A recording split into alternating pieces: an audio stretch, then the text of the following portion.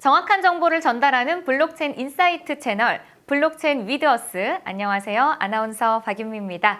자, 오늘도 저와 함께 이야기를 나눠주실 블록체인어스 편집주간이시자 스타즈그룹의 부사장님이신 김상우 이사님을 모셨습니다. 안녕하세요, 이사님. 안녕하세요. 네.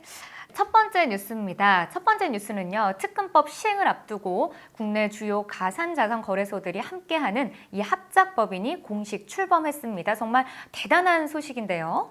네, 맞습니다. 국내 주요 가상자산 거래소인 빗썸과 코인원 코빗이 가상자산 이동 정보 의무화 규제에 공동 대응하기 위해 합작법인 코드 커넥트 디지털 익스체인지를 공동 출범했다고 지난 31일 밝혔습니다.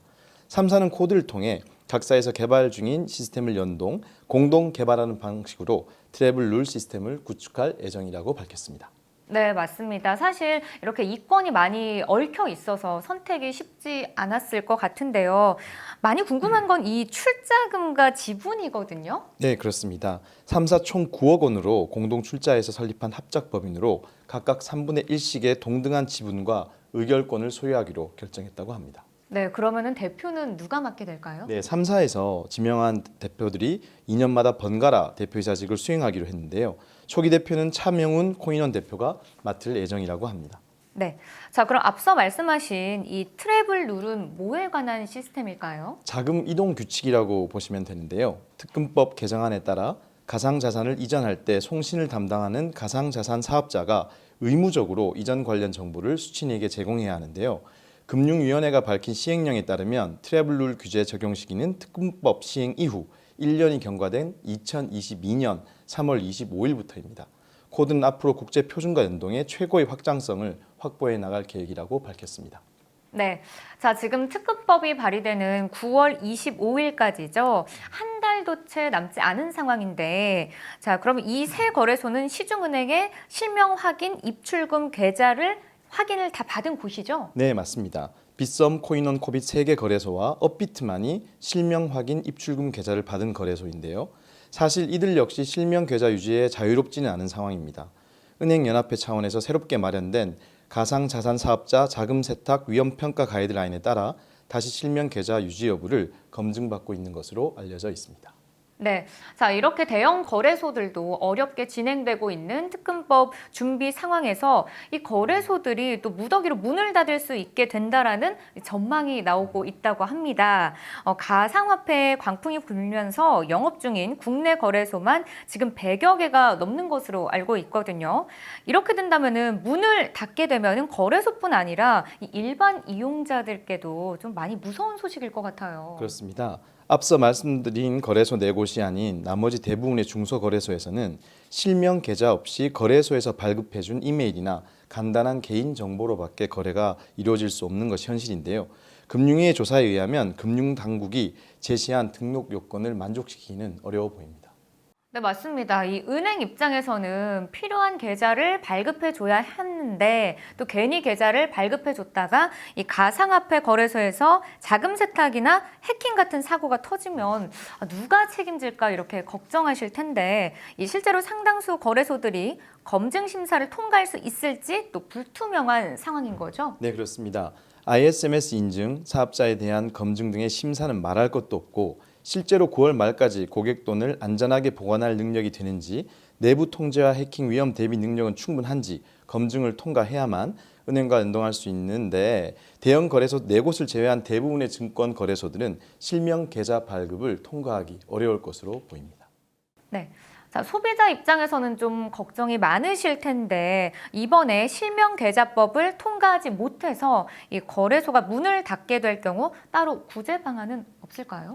네, 거래소가 문을 닫게 될 경우엔 따로 구제 방안이 없고 금융당국에서도 가상화폐는 관리 권한 밖이라며 모르쇠로 일관하고 있는 것이 현실입니다. 네. 국무조정실이 4월부터 63개의 거래소 조사를 시작했는데 그중에서 ISMS 인증을 받은 거래소가 21곳, 현재 신청 중인 곳이 18곳, 아예 신청조차 하지 않은 거래소가 24곳이라고 합니다.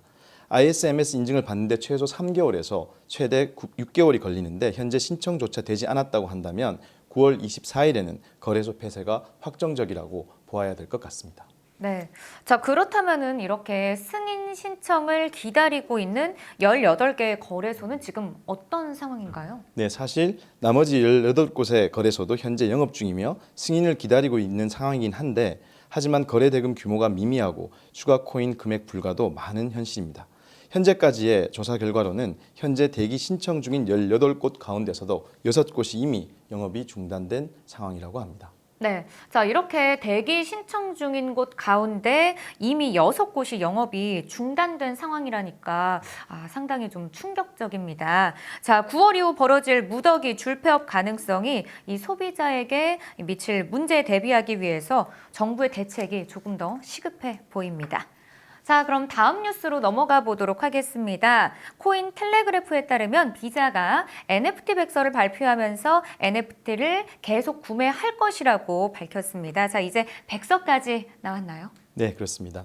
백서에 의하면 디지털 화폐 제공이 부족하고 이를 개발하려는 은행이나 핀테크를 위해 비자가 디지털 뱅킹 앱 내에서 암호화폐를 매매할 수 있는 크립토 API를 제공하는 것을 포함하여 NFT를 지원한다는 내용의 백서를 발표했습니다. 이번 크립토 API를 통해 NFT와 같은 광범위한 자산 세트의 토대를 마련하고 글로벌 혁신 허브를 통해 암호화 및 NFT 공간을 포함하여 상거래 솔루션을 가능하게 하고 스포츠, 수집품, 예술, 게임 분야 등 다방면에 소비자가 암호화폐와 NFT 등의 디지털 상품을 구매할 수 있는 메커니즘을 만들 것이라 전망되고 있습니다. 네, 뭐 원래 암호화폐에 대한 비자의 관심은 좀 대단했었잖아요. 맞습니다. 커이 셰필드 비자 가상자산 책임자는 NFT는 소셜미디어 엔터테인먼트 커머스의 미래에 중요한 역할을 할 것이라고 이미 밝힌 바 있습니다. 이러한 회사의 방침에 따라 비자는 가상자산팀의 NFT 전문가를 새로 채용한 것으로 알려졌는데요. 또 포브스에 따르면 15만 달러, 한화 약 1억 7,500만 원의 크립토펑크 NFT를 구매한 것으로 알려져 있습니다. 네, 요즘 그래서 그런지 크립토 펑크에 대한 기사가 참 많이 나오는 것 같아요. 아마 딱 많은 분들이 이 이름을 들었을 때 이런 부분을 좀 떠올리지 않으실까 생각이 되는데 모이칸 헤어스타일에 초록색 눈과 그리고 핫핑크 립스틱. 지금 입술 립스틱 핫핑크 맞으신가요? 네, 맞습니다. 대표적인 블록체인 게임 크립토 키티를 만든 라바랩스가 2017년 출시한 크립토펑크는 NFT 수집품 서비스 대표 주자로 세계 최대 DF 정보 제공 서비스 뎁레이더에서 NFT 거래량 2위를 기록한 바 있습니다. 비자가 구매한 크립토펑크 7610번은 첫 판매가 114달러로 3,840개로 한정된 여성 형질 크립토펑크 중 하나입니다. 쿠이셰필드의 공식 블로그에 의하면 이번 구매는 문화적 의미뿐 아니라 실제 거래를 통해 NFT 상거래 미래를 촉진해서 크리에이터와 수집가, 아티스트에 대해 지원을 하겠다는 의미도 포함되어 있습니다. 네, 아마 비자의 구매 소식으로 이 크립토펑크 NFT의 수요도 점점 늘어날 수 있을 것 같은데요. 네, 그렇습니다. NFT 관련 데이터를 제공하는 크립토 슬램에 따르면 비자가 NFT를 구매한 당일 크립토펑크에선 총 835만 달러 어치의 NFT가 판매가 됐고 8월 1일부터 이날까지 누적 판매량은 2억 4,670만 달러로 7월 기록한 월간 판매량 최고 기록인 1억 3,520만 달러를 이미 넘어섰다고 합니다. 네, 맞습니다. 자, 비자가 앞으로 어떤 NFT를 또 얼마나 살지, 또 어떤 상거래 솔루션이 개발될지가 앞으로가 더 궁금해지는 것 같습니다.